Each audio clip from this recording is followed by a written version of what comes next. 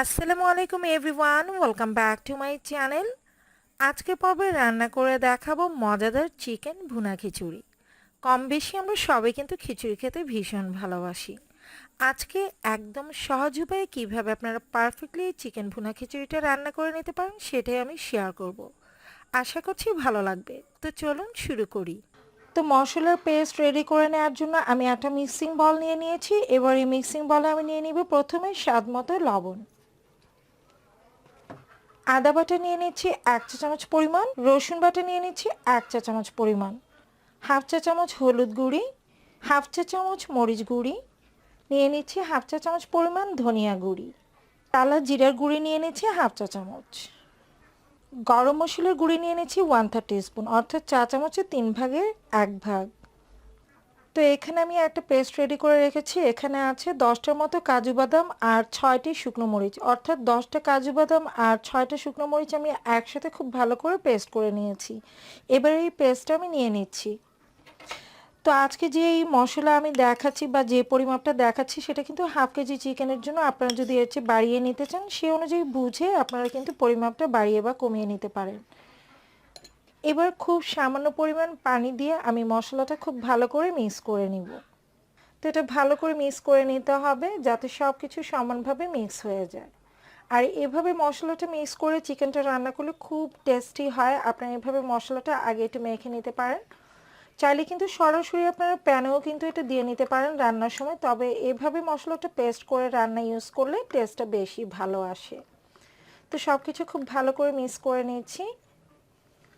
তো মশলার পেস্টটা কিন্তু রেডি হয়ে গেছে। এ পর্যায়ে আমি চিকেনটা রান্না করে নিব, আর রান্নার সময় আমি বাকি উপকরণগুলো একে একে দেখিয়ে দিব। রান্না করে নেওয়ার জন্য প্রথমে আমি প্যানে দিয়ে দিচ্ছি হাফ কাপ পরিমাণ রান্নার তেল।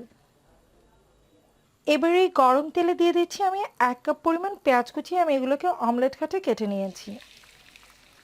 নেড়ে চেড়ে পেঁয়াজ কুচিটাকে খুব ভালো করে ভেজে নিতে হবে। পেঁয়াজ কুচিটাকে কিছুক্ষণ ভেজে নেওয়ার পর যখন দেখবেন যে কালারটা একটু চেঞ্জ হয়ে এসেছে, ঠিক এ পর্যায়ে আমি দিয়ে দিব যে মশলার পেস্ট আমি রেডি করে রেখেছিলাম সেটা। তো আমি মশলার পেস্টটা দিয়ে দিচ্ছি।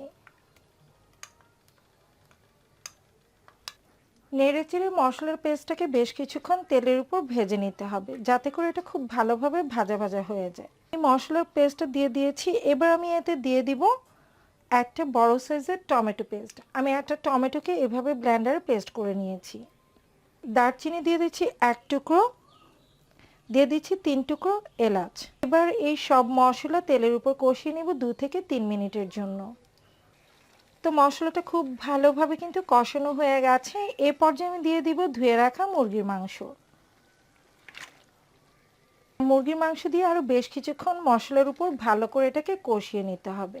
আমি একদম ভাজা ভাজা করে এটাকে কষিয়ে নিব। তো আমি বেশ কিছুক্ষণ এই মাংসগুলোকে কষিয়ে নিয়েছি আর এটা একদম ভাজা ভাজা টাইপ হয়ে গেছে। অনেকটাই কিন্তু কষানো হয়ে গেছে। আর এই কষানোর মধ্যে কিন্তু প্রায় 50% মতো চিকেনটা সেদ্ধ হয়ে গেছে। তো এবার আমি খুব সামান্য পরিমাণে পানি দিয়ে দিচ্ছি। আমি খুব বেশি পানি দিব না, যেহেতু এটা ব্রয়লার মুরগি, তাই সেদ্ধ হতে খুব বেশি পানির প্রয়োজন হবে না। একদম সামান্য পরিমাণে পানি দিয়ে দিয়েছি। এবার নেড়ে চেড়ে একটু মশলার সাথে পানিটাকে মিক্স করে নিচ্ছি। তো আমি টোটাল হাফ কাপের মতো পানি দিয়েছি। এবার ঢাকনা দিয়ে ঢেকে এটাকে রান্না করব যতক্ষণ না পর্যন্ত ঝোলটা একদম ঘন হয়ে যাচ্ছে আর মাংসের টুকরোগুলো সেদ্ধ হয়ে আসছে। তো আমি বেশ কিছুক্ষণ মাংসটাকে রান্না করে নিয়েছি আর এখন এটা পারফেক্টলি হয়ে গেছে। এই পর্যায়ে আমি মুরগির মাংসটাকে চুলা থেকে নামিয়ে নিচ্ছি। এবার আমি পরবর্তী স্টেপে চলে যাব। চিকেন ভুনা খিচুড়ি রান্না করে নেওয়ার জন্য আমি এখানে 1/3 কাপ পরিমাণে তেল নিয়ে নিয়েছি আর তেলটা কিন্তু গরম হয়ে গেছে। এবার এই গরম তেলে আমি দিয়ে দিচ্ছি 1 কাপ পরিমাণ পেঁয়াজ কুচি। নেড়ে পেঁয়াজ কুচিটাকে আমি বেশ কিছুক্ষণ ভেজে নিব যতক্ষণ না পর্যন্ত এটা বেরেস্তার মতো হয়ে যাচ্ছে।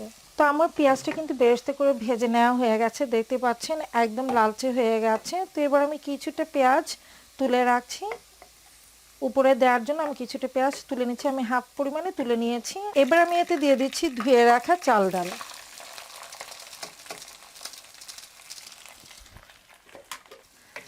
নেড়ে চেড়ে চাল ডালটাকে একটু তেলের সাথে মিক্স করে নিচ্ছি।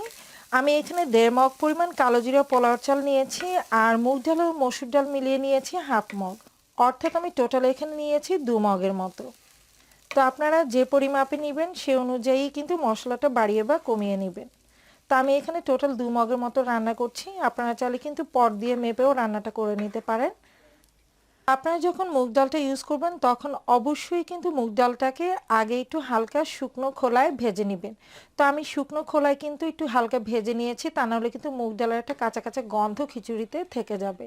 তো অবশ্যই ডালটাকে ভেজে নিতে হবে। তারপর আমি চাল ডাল একসাথে ভিজিয়ে রেখেছিলাম 20 মিনিটের মতো। তো পানিতে ভিজিয়ে রাখার পর খুব ভালো করে আমি পানিটাকে ঝরিয়ে নিয়েছি। এবার এতে আমি এক একে দিয়ে দিব বাকি সব উপকরণ। দিয়ে দিচ্ছি স্বাদ মতো লবণ, গরম মশলার গুঁড়ি দিয়ে দিচ্ছি চা চামচের 3 ভাগের 1 ভাগ, টালা জিরা গুঁড়ি দিয়ে দিচ্ছি এখানে আমি হাফ চা চামচ পরিমাণ। আমি যেহেতু আজকে টোটাল হাফ কেজির মতো রান্না করছি সেই অনুযায়ী বুঝে কিন্তু মশলাটা দিতে হবে। হলুদ গুঁড়ো দিয়ে দিচ্ছি চা চামচের 3 ভাগের 1 ভাগ, ধনিয়া গুঁড়ো দিয়ে দিচ্ছি চা চামচের 3 ভাগের 1 ভাগ, আর লাল মরিচের গুঁড়ো দিয়ে দিব আমি এখানে হাফ চা চামচ পরিমাণ। ঝালটা আপনাদের পছন্দ মতো বাড়িয়ে বা কমিয়ে নিতে পারেন। গোটা কাঁচামরিচ দিয়ে দিচ্ছি 4টি, দিয়ে দিচ্ছি একটি তেজপাতা, 1 টুকরো দারচিনি, 3 টুকরো এলাচ। এতে দিয়ে দিচ্ছি হাফ চা চামচ পরিমাণ আদা বাটা, হাফ চা চামচ পরিমাণ রসুন বাটা। তো এই পর্যায়ে মশলাটা আপনারা বুঝে দিবেন, যেহেতু মাংসের সাথে কিন্তু যথেষ্ট পরিমাণে মশলা রয়েছে। তো এবার খুব ভালো করে তেলের উপর মশলা সহ এই চালটাকে একদম ভালো করে ভেজে নিতে হবে। তো আমি চাল আর ডালটাকে খুব ভালো করে ভেজে নিয়েছি। আর কিভাবে বুঝবেন যে এটা ভালোভাবে ভাজা হয়ে গেছে? কিছুক্ষণ ভেজে নেওয়ার পর দেখবেন যে একটা চটচট শব্দ হচ্ছে, তার মানে চালটা খুব ভালোভাবে ভাজা হয়ে গেছে। তো এই পর্যায়ে আমি দিয়ে দিচ্ছি পূর্বে থেকে রান্না করে রাখা মুরগির মাংস। আমি মাংসটা দিয়ে দিব। মাংসগুলো দিয়ে নেওয়ার পর আমি আরও 1 মিনিটের মতো এই চাল আর মাংসটাকে একটু ভেজে নিব। ভেজে নেওয়া হয়ে গেছে। এ পর্যায়ে আমি দিয়ে দিব পানি। আমি আজকে এই মগ দিয়ে চালটা মেপে নিয়েছিলাম। তো আপনারা যে পাত্র দিয়ে চালটা মেপে নেবেন ঠিক সেই পাত্র দিয়ে পানিটা দেওয়ার চেষ্টা করবেন, তাহলে আপনাদের ভুনা খিচুড়িটা একদম পারফেক্ট হবে। তো আমি এই মগ দিয়ে নিয়েছি 2 কাপ, তাই এই মগ দিয়ে আমি 4 কাপ পানি দিয়ে দিব। অর্থাৎ যতটুকু চাল নেবেন তার দ্বিগুণ পানি দিয়ে দিতে হবে। তো আমি 4 মগের মতো পানি দিয়ে দিব।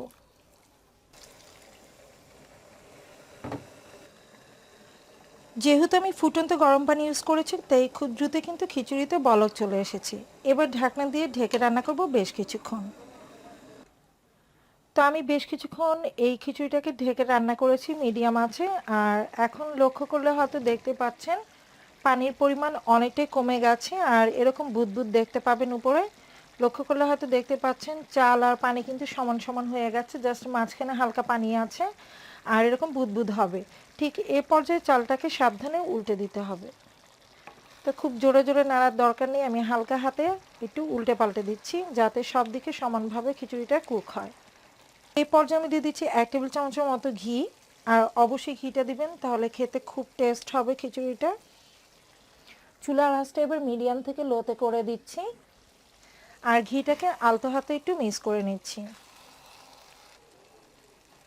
তা আলতো হাতে ঘিটাকে মিক্স করে নিচ্ছি। আর খিচুড়ি রান্না আপনারা বারবার খুব বেশি নাড়াচাড়া করবেন না। আপনারা হয়তো লক্ষ্য করলে দেখেছেন যে আমি প্রথমবার যখন বসিয়েছিলাম তখন কিন্তু ঢাকনা দিয়ে ঢেকে এটাকে টানা রান্না করেছি, এর মধ্যে কিন্তু কোনো নাড়াচাড়া করিনি। আর জাস্ট একবার ঢাকনা খুলে একটু উল্টে পাল্টে দিলাম। এবার এটাকে দমে রেখে দিব আমি 10 থেকে 15 মিনিটের জন্য। আর অবশ্যই চুলার আঁচটা একদম কমিয়ে দিতে হবে। এরই মধ্যে কিন্তু পারফেক্টলি এটা সেদ্ধ হয়ে যাবে আর ঝরঝরে হয়ে যাবে। তো আমি প্রায় 15 মিনিটের মতো এটাকে দমে রেখেছিলাম। আর আমি বারবার বলছি চুলার আঁচ একদম লো করে দিতে হবে। প্রয়োজনে একটি রুটি ভাজার তাওয়া চুলার উপর বসিয়ে তারপর এটাকে দমে দিতে পারেন, সেক্ষেত্রে কিন্তু তলায় লেগে যাওয়ার কোনো চান্স থাকবে না। তো আমি ঢাকনাটা খুলে দেখছি, এটাকে আমি দমে রেখেছিলাম প্রায় 15 মিনিট। এবার একটু উল্টে পাল্টে দিচ্ছি। আর লক্ষ্য করলে হয়তো দেখতে পাচ্ছেন খিচুড়িটা কিন্তু একদম ঝরঝরে হয়েছে, একদম পারফেক্টলি হয়ে গেছে। দমের মধ্যে কিন্তু খুব পারফেক্টলি এটা হয়ে যাবে। আর এক্সট্রা যে পানি ছিল সেটা হয়তো লক্ষ্য করলে দেখতে পাচ্ছেন একদম শুকিয়ে ঝরঝরে হয়ে গেছে। তো অবশ্যই চুলার আঁচটা কিন্তু একদম লো করে দিতে হবে। বারবার বলছি প্রয়োজনে তাওয়া দিয়ে দিবেন তলায়, তাহলেই আপনাদের এই ভুনা খিচুড়িটা একদম আমার মতো ঝরঝরেও পারফেক্ট হবে। আশা করছি আমার আজকের রেসিপি থেকে আপনারা একটু হলেও উপকৃত হয়েছেন। সবাই ভালো থাকবেন, সুস্থ থাকবেন। খুব শীঘ্রই দেখা হবে পরবর্তী রেসিপির সাথে।